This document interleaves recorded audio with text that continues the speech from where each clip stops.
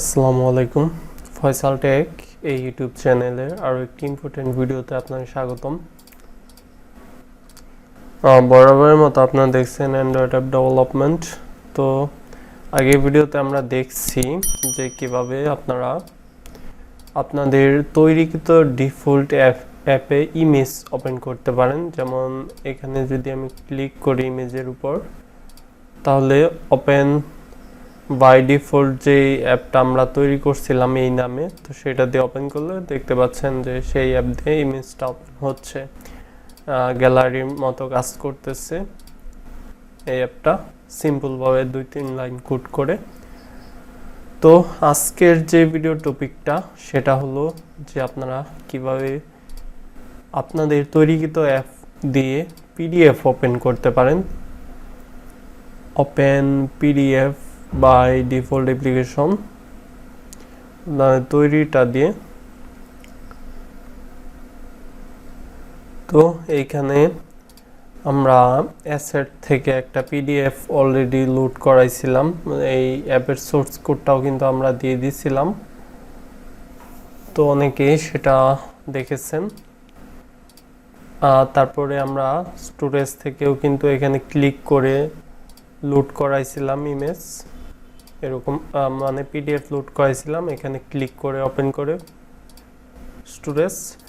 আজকে যে বিষয়টা দেখব সেটা হলো যে আপনারা স্টোরেজের যে কোনো জায়গা থেকেই হোক পিডিএফে ক্লিক করলে যাতে আপনাদের অ্যাপ দিয়ে ওপেন করতে পারেন সেটা কিভাবে করা যায়। তো এখানে দেখতে পাচ্ছেন অনেকগুলো পিডিএফ আছে, তার মধ্যে থেকে দেন এটা আমি ওপেন করব, ক্লিক করলাম, তারপর অ্যান্ড্রয়েড পিডিএফ ভিউয়ার যে অ্যাপটা তৈরি করছি সেটার উপর ক্লিক করে দিলাম। তো দেখতে পাচ্ছেন যে একটা পিডিএফ ওপেন হইল। এরপরে ধরেন এটা ওপেন করব, এটার উপর ক্লিক করলাম, তারপর অ্যান্ড্রয়েড পিডিএফ ভিউয়ার সিলেক্ট করে দিলাম।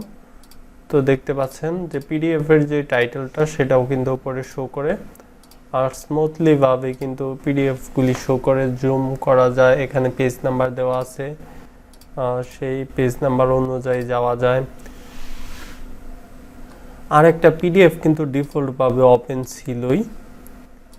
তো যাই হোক, আমরা এটা কিভাবে করলাম সেই সরাসরি কাজে আমরা চলে যাব, সময় নষ্ট করব না, অবশ্যই করে নিচ্ছি। তো আমাদের কোনো কিছু ওপেন করার ক্ষেত্রে সেটা যেহেতু ম্যানিফেস্ট থেকেই শুরু হয়, তাই আমি ম্যানিফেস্টের থেকে কাজটা করব। এখানে দেখতে পাচ্ছেন অ্যাক্টিভিটি, তো আপনারা যেই অ্যাক্টিভিটিতে ওপেন করতে চান সেই অ্যাক্টিভিটিটা ওপেন করবেন। এখানে দেখতে পাচ্ছেন ইন্টেন্ট ফিল্টার, এখানে ইন্টেন্ট ফিল্টারটা ক্লোজ হয়েছে। আপনারা অলরেডি জানেন যে ইন্টেন্ট ফিল্টার যে লঞ্চিং অ্যাক্টিভিটি সেট করার জন্য ব্যবহৃত হয়। তো আমরা যেহেতু পিডিএফ লঞ্চ করব তাই আমরা আরেকটা ইন্টেন্ট ফিল্টার নিয়ে নিচ্ছি, সেটা আমি ক্লোজ করে নিব। তো ইন্টেন্ট ফিল্টারটা ক্লোজ করলাম, উপরে ইন্টেন্ট ফিল্টারের নিচেই তৈরি করলাম। তো তারপরে কিছু আমরা অ্যাকশন সেট করব। প্রথমে নেম, ভিউ, কারণ আমরা ভিউ করাতে চাচ্ছি। তারপর ক্যাটাগরি আমরা ডিফল্ট, এখানে ব্রাউজেবল আমরা দিব। তারপর ডিফল্ট আমরা সেট করতে পারবো, মধ্যে আরেকটা ক্যাটাগরি দিতে হবে। তারপর নেম ডিফল্ট, সেটাও ক্লোজ। তারপর আমাদের দিতে হবে আমরা কি ওপেন করতে চাচ্ছি, সেটা হলো টাইপ ডাটা। তারপর এখানে আমি দিয়ে দিচ্ছি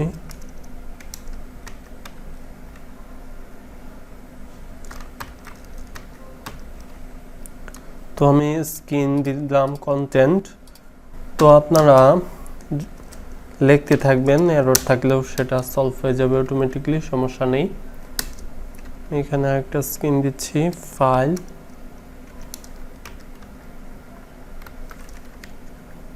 তারপরে আবার ক্লোজ। আরেকটা স্ক্রিন আমরা দিব মাইম টাইপের, সেটার ভিতরে আমি দিয়ে দিচ্ছি অ্যাপ্লিকেশন, লিখে দিতে হবে অবশ্যই, অলরেডি আমার লেখাই ছিল /pdf ক্লোজ। তো যারা ডিফল্ট ইমেজ ওপেনিং এর ভিডিও দেখছেন তারা অলরেডি জানেন যে এখানে আমরা ইমেজ দিয়ে স্ল্যাশ দিয়ে সম্ভবত স্টার্ট দিয়ে দিয়েছিলাম।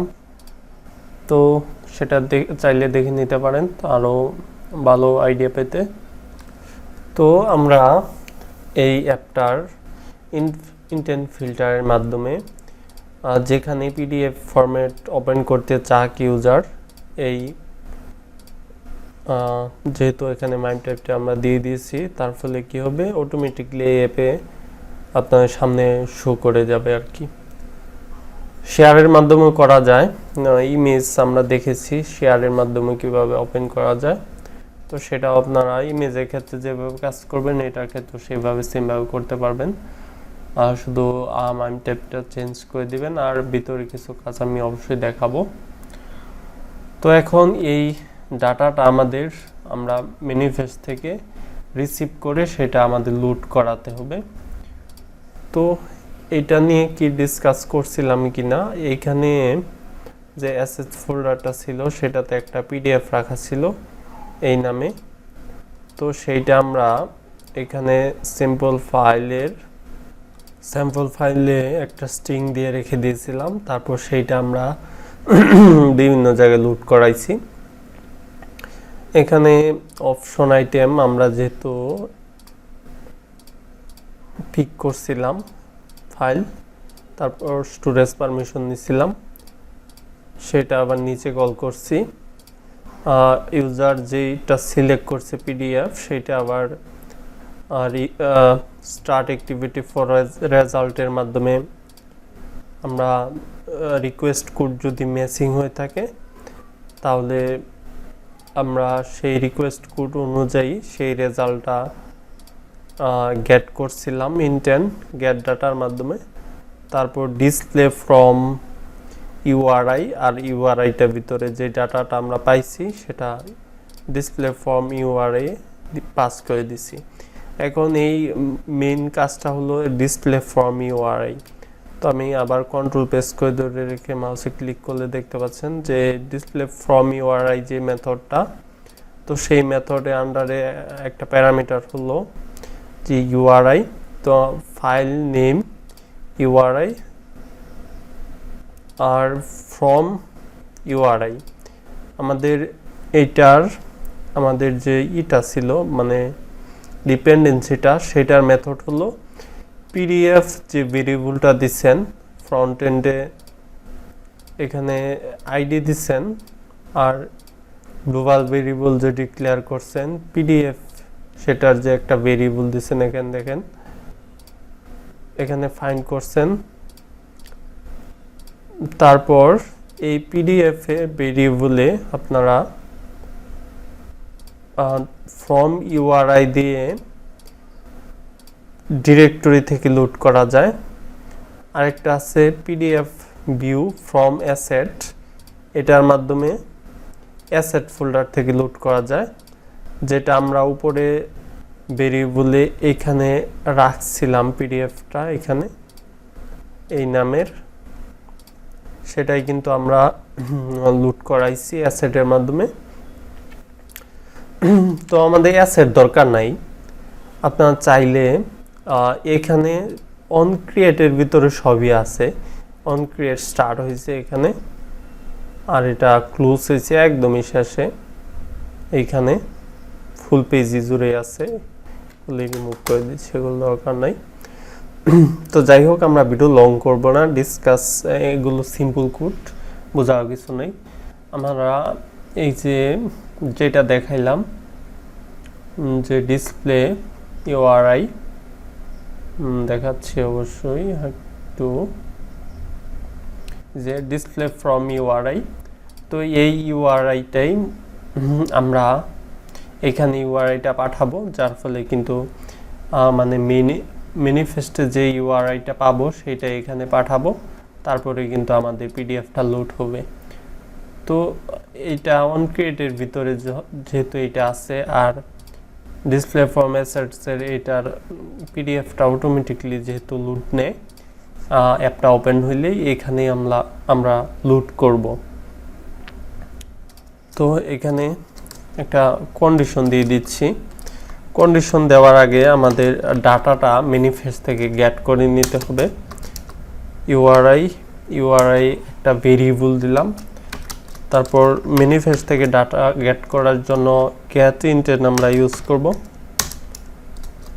ডট গেট ডাটা, তারপর কন্ডিশন দিব।